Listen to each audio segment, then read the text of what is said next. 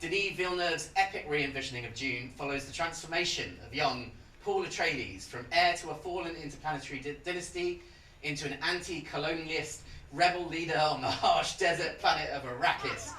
And that is easy for you to say. With an all-star cast, stunning visual design, and the most awe-inspiring soundtrack of the year, this is the kind of cinema movie theatres were invented for.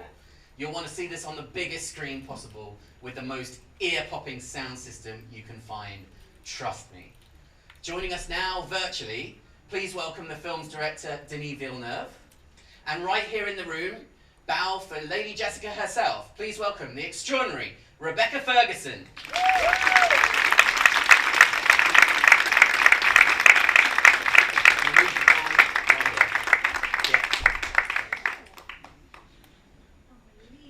Here, Deni. Jesus.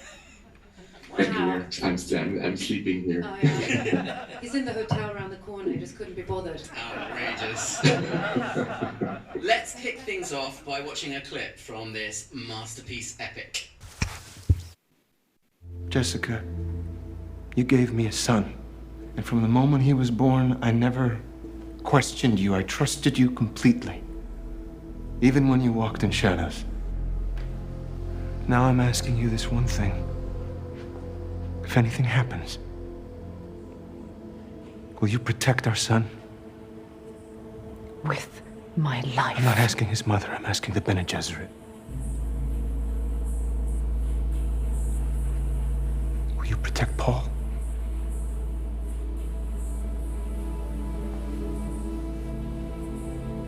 Why are you having these thoughts?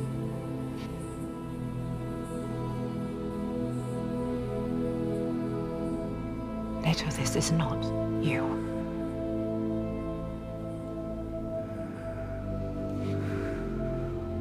I thought we'd have more time.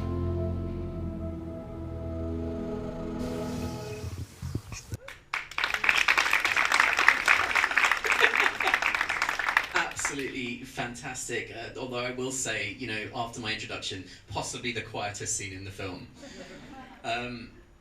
Denis, I'd like to start with you, if I may. Tell me how long the idea of turning this book, into a movie has been gnawing away at your brain. I read the book 14 years ago when I was a teen, at around 13, 14 years old. And at the time I was discovering also the world of what's happening behind the work of a director, what was happening behind the camera, and I was getting more and more interested about the idea of the process of filmmaking. So I would say that it's a whole dream, but it's at the time it was like just a fantasy, because it was something that was totally out of reach for me, being a French Canadian by the St. Lawrence River, dreaming about making movies. It was something that it was totally it was out of my reach totally. But it's when I started to make movies in LA that as people kept asking me what would be one of your ideal project, and I kept the idea of Dune kept popping in my mind. It's a book that has been with me, as I said, for decades, and that grew on me through the years. It's a kind of book that when you read it as a teen, you receive something, and the more you age with the book, the more you see layers, and it's a very dense, beautiful, rich book. And so let's say that the idea of adapting to answer to your question, I would say maybe something like 10 years that I Just started answer the question, Deni. Jesus. How many years? That's why I'm not in the room. That's exactly why I'm not in the room. She's always interrupting me. Now, let's all stay friends here. They don't call me the moderator for nothing. But Denis, the one thing that really strikes me here is you've made big films before. I mean, Blade Runner, obviously, just this epic movie on an incredible scale. But Dune, it's interplanetary. And given that we've been away from the movie theatre for quite a while, the impact of it, I think, is magnified. But to begin with, it's extraordinary. It's the visceral, the sound, the vision of the film. once you were on set, once you knew that you were making this project, tell me a little bit about just kind of what went through your mind about, you know, the pressure, I suppose, of you know, delivering something here that is on another level. Because, I mean, really, yeah, it does take a lot of... answer the question. I'm going to stop talking. No, the thing is, it's for me, it's a project of a lifetime, and the pressure was to try to honor the vision that I had. Everybody, when we read a book, of course, we have images in our mind and minds, and I was trying to honor those visions. I was trying to honor that dream. I mean, it's like it's something to. It put a lot of pressure on my shoulder to try to bring to life one of my oldest dreams. Definitely and being a hardcore fan myself of the book, just to the idea of pleasing myself, trying to please that teenager that I was in the past, that was not an easy task to do, I must say. Yeah. Well, and you know, this is a world of patriarchy and these big hierarchical family structures running planets and empires, and yet, you know, in the middle of that, the Bene Gesserit and Lady Jessica, who, I mean, the Bene Gesserit, I think it's fair to say, kind of running everything, Rebecca, right? Yes. I don't know how many people have seen it. It's a hard one to kind of dive into if you haven't read the book or know the universe. I think what is wonderful about the character, as you mentioned, there's this sisterhood and they're so connected. I think, Deni, you would explain it so much better than me, but I guess this is my question. But they are so beyond any form of power of today. You know, we talk a lot about gender equality, and we talked about the rise of Jessica in this film. And in the book, when it was written in 1965, which I guess also was quite ahead of its time, but not close to what equality should be. But also, what is lovely is we have the rooms of the power of the men sitting, you know, around the big, really heavy wooden furniture table and making the big decisions, yet Lady Jessica with her sisterhood are so beyond anything that they could ever empower, believe what power is, but yet hidden behind veils and shadows, and it's just a lovely little... I mean, Deni, I don't know, what would you say? No, it was beautiful. I think that it's like there's like I tried to put up front the feminist quality of the novel. I mean, as you said, rightly said, Rebecca, that it was written in the 60s, so it was not a model of equality, but there was some feminist ideas in the book that were quite beautiful, and that I thought were that's the angle that we took to make this adaptation for several reasons. Obvious ones, of course, and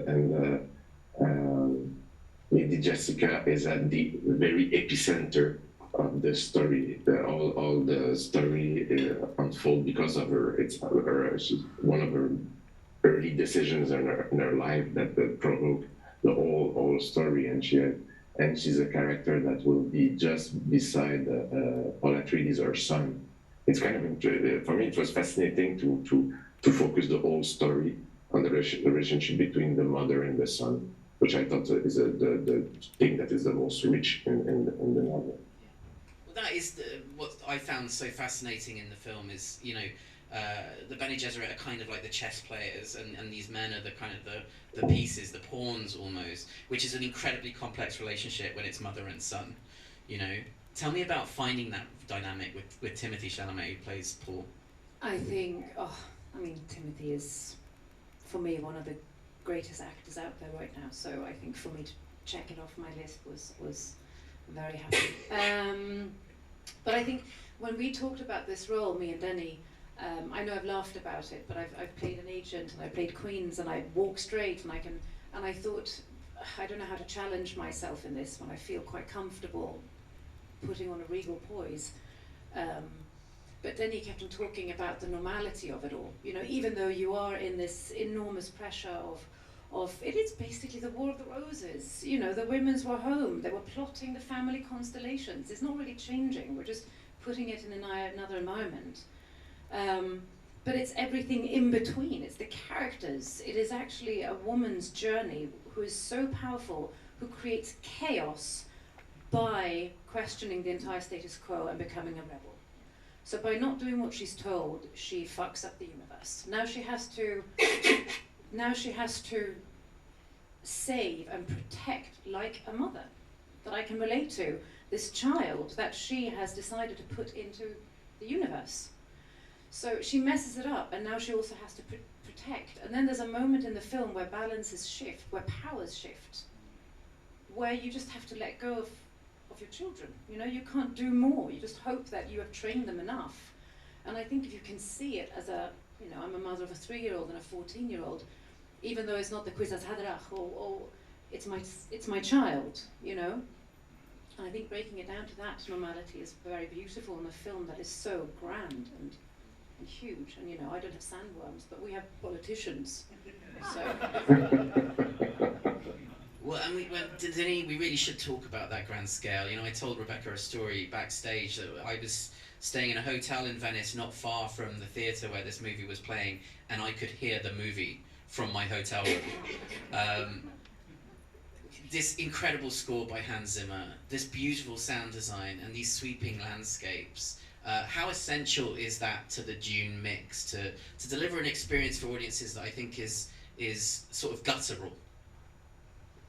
And the thing is that I tried to make the movie as visceral as possible. The idea, of course, the novel is very intellectual. We are following the thought process of paranoid characters that are every time they get into a room, we are following their inner strategies in order to try to survive just conversations and of course that's not really cinematic. So we had to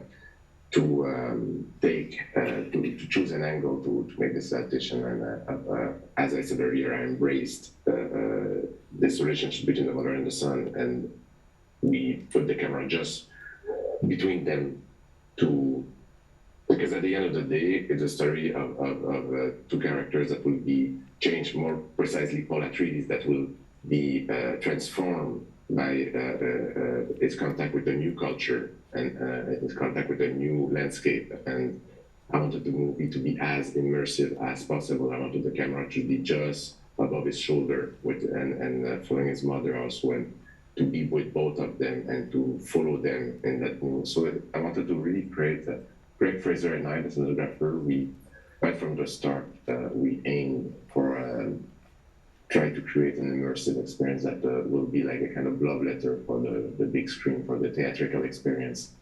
And apart from the visual, a thing that can be incredibly helpful to tell a story and to give hints into the characters' motivations, or it's the music and the sound design. And I worked with an incredible team of Mark and Benji and Theo Green, who did, I was in a total collaboration with Hans, and we created that soundscape. It says rap here. Can you talk quicker? Come on. It says rap. Literally. It's big questions. Sorry, Hans Zimmer is great. This was interesting, so I'm ignoring this. You two have obviously worked together for too long at this point. No, it is. You see the power. She said, "Shut up." I shut up. That's it. See? The Bene Gesserit, they're in charge. And I think it's just me. It has nothing to do with my vagina. It's just my power. On that note, ladies and gentlemen, Deni Villenoux and Rebecca Ferguson. Thank you.